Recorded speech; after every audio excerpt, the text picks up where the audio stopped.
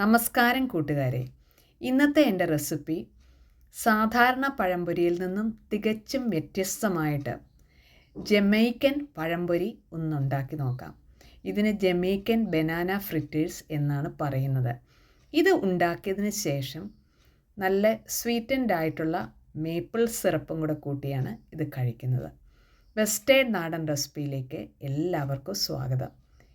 ഏത് തരത്തിലുള്ള പഴവും ഇതിന് ഉപയോഗിക്കാം.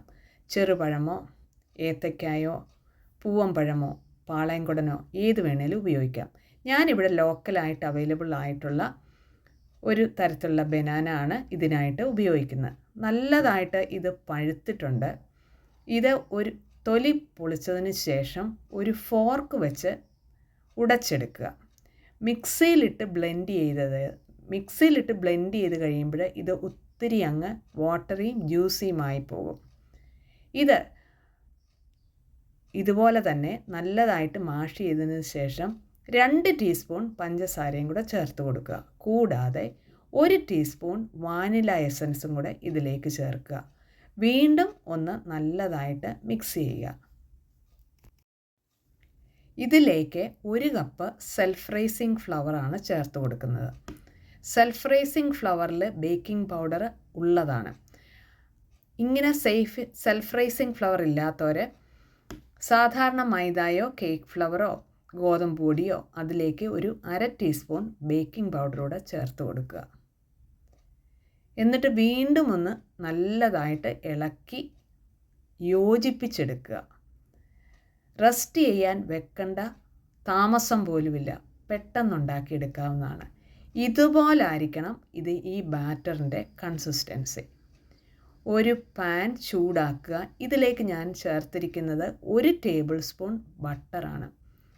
ഈ ബട്ടർ ഉരുകി വരുമ്പോഴത്തേക്കും തീ കുറച്ചിട്ട് ഒരു മീഡിയം തീയിലേക്ക് വെച്ചിട്ട് 1 സ്കൂപ്പ് മിക്സ്ചർ ഇതിലേക്ക് ഒഴിക്കുക.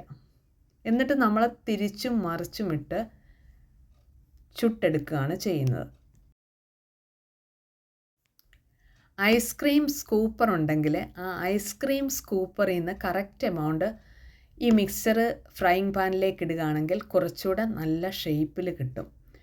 ഒരു സൈഡ് വെന്ത് വരാനായിട്ടും മൊരിഞ്ഞു വരാനായിട്ടും ഏകദേശം 5 മിനിറ്റാണ് ആവശ്യമുള്ളത്. ഇതുപോലെ മൊരിഞ്ഞു വരുമ്പോഴത്തേക്ക് മറ്റേ സൈഡും കൂടെ മൊരിച്ചെടുക്കുക.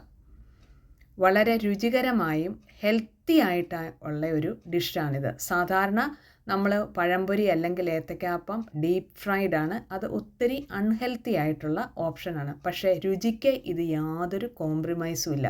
പിള്ളേർക്കൊക്കെ സ്കൂളിലേക്ക് ലഞ്ച് ബോക്സിനും കൊടുത്തു വിടാനായിട്ട് നല്ലൊരു ഡിഷാണ്. ഈ വീഡിയോ നിങ്ങൾക്ക് ഇഷ്ടപ്പെട്ടാൽ ഒരു ലൈക്ക് തരാനായിട്ട് മറക്കരുതേ കൂട്ടുകാരെ. ആദ്യമായിട്ട് കാണുന്ന കൂട്ടുകാർ ഒന്ന് സബ്സ്ക്രൈബ് ചെയ്ത് സപ്പോർട്ട് ചെയ്യുക. ഫ്രണ്ട്സിലേക്കും കൂടെ ഷെയർ ചെയ്യുക. Thanks for watching. Signing off Shaina Thomas.